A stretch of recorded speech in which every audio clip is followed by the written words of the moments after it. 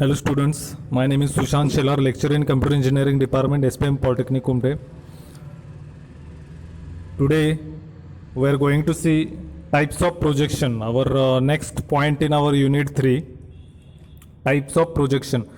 या सेशनमध्ये आपण प्रोजेक्शनचे टाइप्स काय आहेत ते बघणार आहोत. ओके, इथं मी प्रोजेक्शनचे टाइप्स काय आहेत हे डायग्रामॅटिकली इथं रिप्रेझेंट तुम्हाला करून दाखवलेलं आहे. प्रोजेक्शनचे दोन टाईप आहेत, एक आहे पॅरलल प्रोजेक्शन, दुसरा आहे पर्स्पेक्टिव्ह प्रोजेक्शन. पॅरलल प्रोजेक्शनमध्ये परत दोन टाईप आहेत, ऑर्थोग्राफिक प्रोजेक्शन, ऑब्लिक प्रोजेक्शन. ऑर्थोग्राफिकमध्ये परत मल्टीव्ह्यू आणि एक्झॉनोमेट्रिक असे दोन टाईप आहेत. मल्टीव्ह्यूमध्ये तीन टाईप आहेत, top projection, front projection, side projection.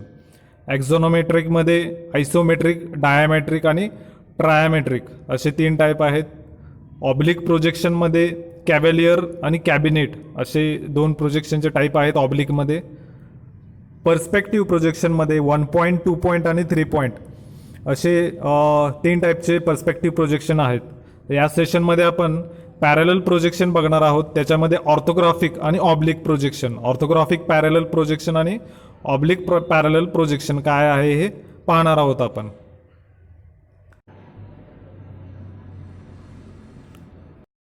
तर सर्वप्रथम आपण इथं आता प्रोजेक्शन म्हणजे काय बघूयात. Projection is the process of transforming an object representation from N dimensional space to less than N dimensional space. Projection म्हणजे काय आहे, एक ट्रान्सफॉर्मिंग प्रोसेस आहे ज्याच्यामध्ये तुमच्या ऑब्जेक्टचे रिप्रेझेंटेशन जे आहेत ते from N dimensional to less than N डायमेन्शनलमध्ये आपण रिप्रेझेंट करतो. ॲक्च्युअल जे एन डायमेन्शनल जे ऑब्जेक्टचे डायमेन्शन्स आहेत त्याचं रिप्रेझेंटेशन आपण लेस दॅन एन डायमेन्शनलमध्ये करतो, त्यालाच आपण काय म्हणतो, प्रोजेक्शन असं म्हणतो. तर आता दोन टाईपचे प्रोजेक्शन आहेत, पॅरलल प्रोजेक्शन आणि पर्स्पेक्टिव्ह प्रोजेक्शन. डायग्रामॅटिकली इथं दाखवलेलं आहे पॅरलल प्रोजेक्शन आणि पर्स्पेक्टिव्ह प्रोजेक्शन काय आहेत बघूयात आपण. In parallel projection coordinate positions of the object are transformed to view plane by parallel rays or projectors. Okay, आता याच्यामध्ये तुमच्या ऑब्जेक्टचे कोऑर्डिनेट्स जे आहेत पॅरलल प्रोजेक्शनमध्ये हे काय केले जातात, तर व्ह्यू प्लेनवर ट्रान्सफॉर्म केले जातात. ओके, कशाने ट्रान्सफॉर्म करतो आपण, तर पॅरलल रेज किंवा प्रोजेक्टर्स, त्या रेजलाच प्रोजेक्टर्स असंही म्हटलं जातं. तर या रेज थ्रू आपण ते पर्टिक्युलर ऑब्जेक्टचे जे कोऑर्डिनेट्स जे आहेत ते आपण व्ह्यू प्लेनवर ट्रान्सफॉर्म करतो. ओके, डायग्राममध्ये दिसतंय तुम्हाला व्ह्यू प्लेन आहे, विंडो आहे, प्रोजेक्टर्स किंवा रेज जे आहेत ते डायग्रामॅटिकली दाखवलेले आहेत तिथं, आणि फ्रंट प्लेन आहे आणि बॅक प्लेन आहे. ओके, हा व्ह्यू प्लेन आहे तुमचा, आणि हे जे लाईन्स जे आहेत ॲरोज ते तुमचे प्रोजेक्टर्स किंवा त्यालाच आपण पॅरलल रेज म्हणतो. पॅरलल म्हणजे समांतर, हे सर्व जे रेज आहेत ते एकमेकांना कसे आहेत, समांतर आहेत, म्हणून त्याला काय म्हणतो आपण, पॅरलल रेज किंवा पॅरलल प्रोजेक्टर्स असं म्हणतो. ओके, इन पर्स्पेक्टिव्ह प्रोजेक्शन, आता पर्स्पेक्टिव्ह काय बघूया. In perspective projection rays are fired from a point source called centre of projection. Okay, इथं COP म्हणजे सेंटर ऑफ प्रोजेक्शन इथं दाखवलेलं आहे. In perspective projection rays are fired from a point, हा single point आहे. Okay, ज्याला आपण centre of projection म्हणतो, तिथून रेज जे आहेत ते फायर केले जातात, which intersects the object coordinates and projects it on the view plane. आता हे जे रेज असतात ते सेंटर ऑफ प्रोजेक्शनमधून रेज हे काय केले जातात, फायर केले जातात. ते त्याच्यानंतर ते रेज कशावर पडणार आहेत, तुमच्या ऑब्जेक्टवर पडणार आहे, आणि ऑब्जेक्टचे ऑब्जेक्टवर रेज पडल्यानंतर त्याचे पर्टिक्युलर जे कोऑर्डिनेट्स आहेत ते कुठे ट्रान्सफॉर्म होणार आहेत, तर तुमच्या व्ह्यू प्लेनवर ट्रान्सफॉर्म होणार आहेत. ओके, तर त्याला काय म्हणतो आपण, पर्स्पेक्टिव्ह प्रोजेक्शन. ओके, आता इन डिटेल बघूयात आपण पॅरलल प्रोजेक्शन. सर्वप्रथम पॅरलल प्रोजेक्शन बघूयात आपण. Parallel projection is achieved by passing parallel rays from the object vertices and projecting the object on view plane. Parallel प्रोजेक्शनमध्ये काय केलं जातं, कसं अचीव केलं जातं, तर पॅरलल रेज पास केले जातात कुठून, फ्रॉम ऑब्जेक्ट वर्टायसेस, तुमच्या ऑब्जेक्टचे जे वर्टेक्स असतील, क्यूब असेल, स्क्वेअर असेल. ओके, तुमच्या पर्टिक्युलर ऑब्जेक्टचे जे वर्टायसेस जे असणार आहेत, कॉर्नर्स ज्याला आपण वर्टायसेस म्हणतो. ओके, तर ते ऑब्जेक्टचे वर्टायसेसपासून आपण काय करतो, ते पर्टिक्युलर ऑब्जेक्टच्या वर्टायसेसपासून प्रोजेक्शन रेज जे आहेत ते किंवा पॅरलल रेज जे आहेत ते काय करतो, आपण फायर करतो, आणि तो पर्टिक्युलर जो ऑब्जेक्ट आहे त्याच्यानंतर आपण तो पर्टिक्युलर ऑब्जेक्ट व्ह्यू प्लेनवर प्रोजेक्ट करतो. ओके, त्याला काय म्हणतो, पॅरलल प्रोजेक्शन. याला पॅरलल प्रोजेक्शन काय म्हणतात, कारण याच्यामध्ये रेज जे आहेत, प्रोजेक्टर्स जे आहेत ते एकमेकांना समांतर आहेत, पॅरलल आहेत, म्हणून त्याला आपण पॅरलल प्रोजेक्शन म्हणतो. In parallel projection all projection vectors are parallel to each other. आता हे जे लाईन्स जे आहेत, ज्याला आपण रेज म्हणतोय, ज्याला आपण प्रोजेक्टर्स म्हणतोय, यालाच प्रोजेक्शन वेक्टर्स असंही म्हटलं जातं, वेक्टर्स. ओके, असंही म्हटलं जातं त्याला. हे कसे आहेत, एकमेकांना पॅरलल आहेत. इथं पण बघा आणि इथं पण बघा, दोन्हीकडे कसे आहेत, समांतर आहेत एकमेकांना, म्हणजेच पॅरलल आहेत. Parallel projection preserves the true shape and size of the object on view plane. हे पॅरलल प्रोजेक्शनमध्ये तुमच्या ऑब्जेक्टचा ट्रू शेप आणि साईज जे आहे ते प्रिझर्व होतं. But it fails to capture the depth information and hence it is not suitable for realistic view.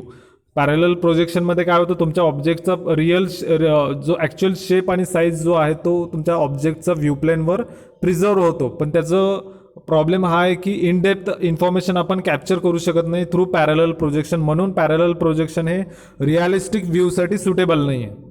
When all the projectors are parallel to each other and perpendicular to the view plane, then it is called as orthographic parallel projection. आता orthographic parallel projection कशाला म्हणतात, तर ज्यावेळेस तुमचे हे raise जे आहेत, projectors जे आहेत, पॅरलल वेक्टर जे आहेत, हे ज्यावेळेस तुमच्या या व्ह्यू प्लेनला, हे व्ह्यू प्लेन आहे, ह्याला ज्यावेळेस परपेंडिक्युलर असतात, म्हणजे ज्यावेळेस त्याला काटकोनामध्ये छेद करतात किंवा 90 डिग्रीमध्ये त्याला ज्यावेळेस इंटरसेक्ट करतात, त्यावेळेस त्या पर्टिक्युलर प्रोजेक्शनला काय म्हणतो आपण, ऑर्थोग्राफिक प्रोजेक्शन. याच्यामध्ये कसं असतं, तर तुमचे रेज जे आहेत ते एकमेकांना समांतर पाहिजेत, पॅरलल पाहिजेत. प्लस अजून एक कंडिशन काय आहे, तर व्ह्यू प्लेनला ते पर्टिक्युलर रेज जे आहेत ते परपेंडिक्युलर पाहिजेत. ओके, तर त्यावेळेस त्या पर्टिक्युलर प्रोजेक्शनला आपण काय म्हणतो, ऑर्थोग्राफिक पॅरलल प्रोजेक्शन.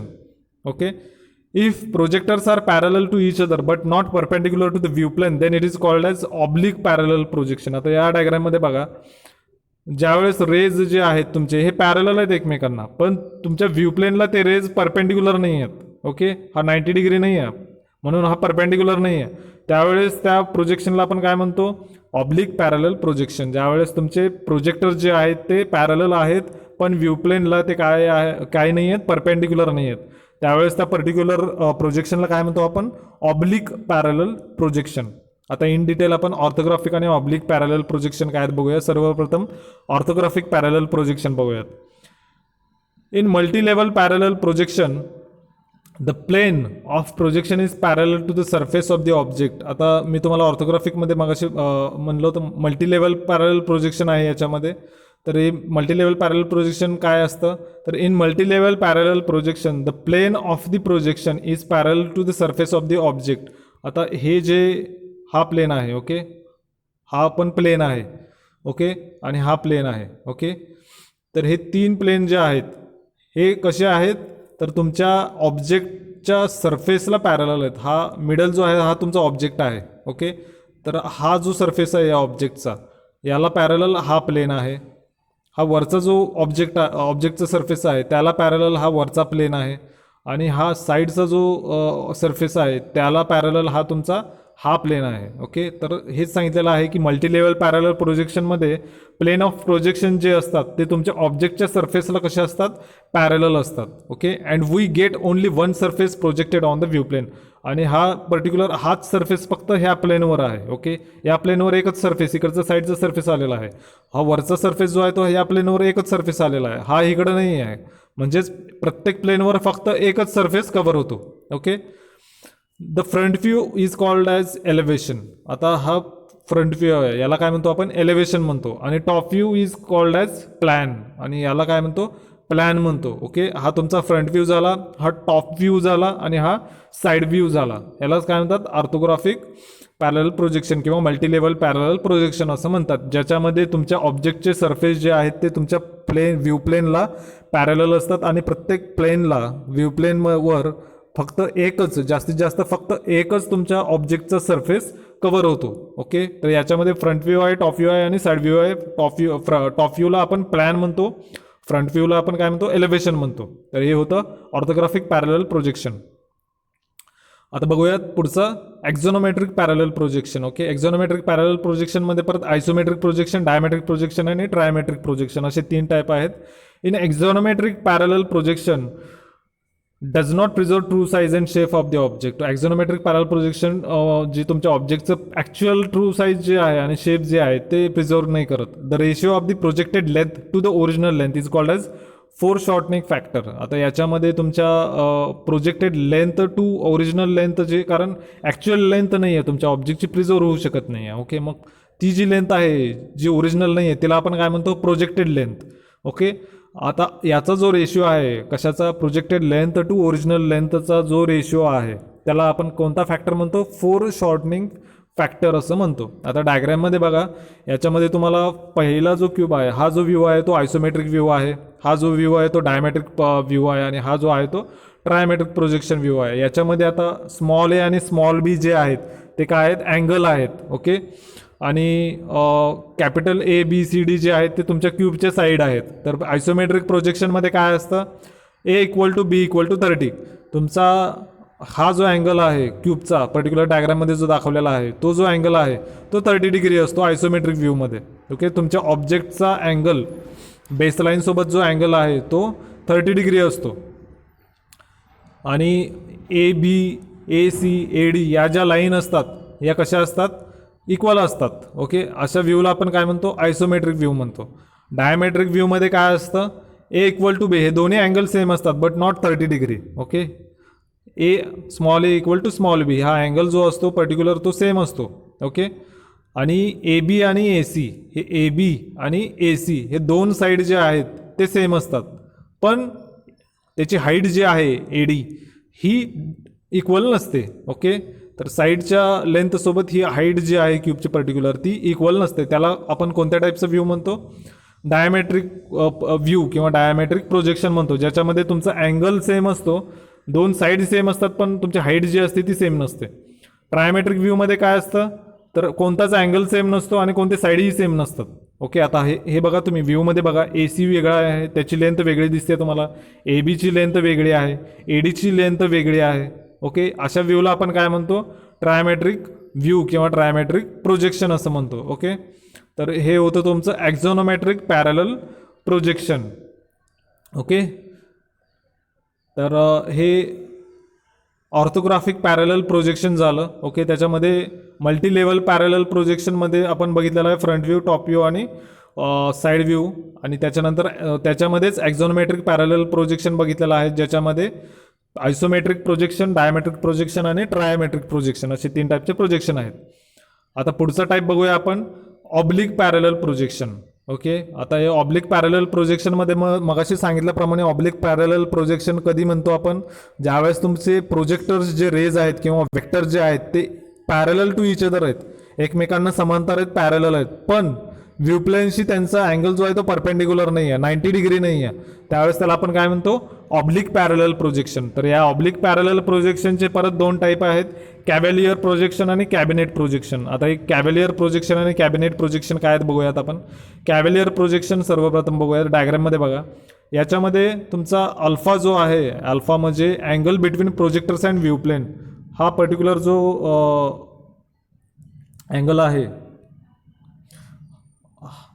हा व्ह्यू प्लेन आहे तुमचा, आणि हा तुमचा इकडून असे प्रोजेक्टर्स किंवा रेज येणार आहेत. तर या व्ह्यू प्लेनशी हा जो अँगल जो आहे, ओके, या क्यूबच्या बेसला जो अँगल आहे तो पर्टिक्युलर अँगल जो आहे प्रोजेक्टर्सचा आणि व्ह्यू प्लेनचा, हा तुमचा व्ह्यू प्लेन आहे, ही साईड म्हणजे व्ह्यू प्लेन आहे, हे रेज असे येणार आहेत, आणि या व्ह्यू प्लेनशी जो अँगल आहे तो पर्टिक्युलर अँगल जो आहे तो alpha equal to 45 degree. Okay, तो किती असतो कॅव्हेलियर प्रोजेक्शनमध्ये, 45 डिग्री असतो. आणि foreshortening factor for lines perpendicular the projector plane किती असतो, 1 असतो. ओके, तर अशा टाईपच्या प्रोजेक्शनला ज्याच्यामध्ये अँगल बिटवीन प्रोजेक्टर्स आणि view plane 45 degree, exactly 45 degree असतो, आणि फोर्थ शॉर्टनिंग फॅक्टर जो आहे तो 1 असतो. ओके, तर अशा प्रोजेक्शनला आपण कॅव्हेलियर प्रोजेक्शन असं म्हणतो. ओके, तर हा डायग्राम जो आहे तो कॅव्हेलियर प्रोजेक्शनचा आहे, हा जो आहे तो कॅबिनेट प्रोजेक्शनचा आहे. आता कॅबिनेट प्रोजेक्शनमध्ये काय असतो, तुमचा अल्फा जो आहे म्हणजे अँगल बिटवीन प्रोजेक्टर्स आणि व्ह्यू प्लेन जो आहे तो किती असतो, 63.4 डिग्री. ओके, एक्झॅक्टली किती असतो तो अँगल, 63.4 डिग्री. आणि फोर्थ शॉर्टनिंग फॅक्टर किती असतो, तर foreshortening factor for line perpendicular to the projection plane किती असतो, तर 0.5. हा जर फोर्थ शॉर्टनिंग फॅक्टर जर असेल आणि अल्फा जर 63.4, angle between projectors and view plane जर 63.4 डिग्री जर असेल तर त्या पर्टिक्युलर प्रोजेक्शन आपण काय म्हणतो, कॅबिनेट प्रोजेक्शन असं म्हणतो. ओके, आणि इथं टॅब्युलर फॉर्मॅटमध्ये दाखवलेलं आहे तुम्हाला टाईप्स ऑफ प्रोजेक्शन, ज्याच्यामध्ये कॅव्हिलियर आहे, कॅबिनेट आहे, ऑर्थोग्राफिक आहे. ओके, अल्फा तिथं दिलेला आहे आणि फोर्थ शॉर्टनिंग फॅक्टर दिलेला आहे. अल्फा जर 45 डिग्री असेल, फोर्थ शॉर्टनिंग फॅक्टर जर 1 जर असेल, तर त्या पर्टिक्युलर प्रोजेक्शनला आपण कॅव्हिलियर प्रोजेक्शन असं म्हणतो.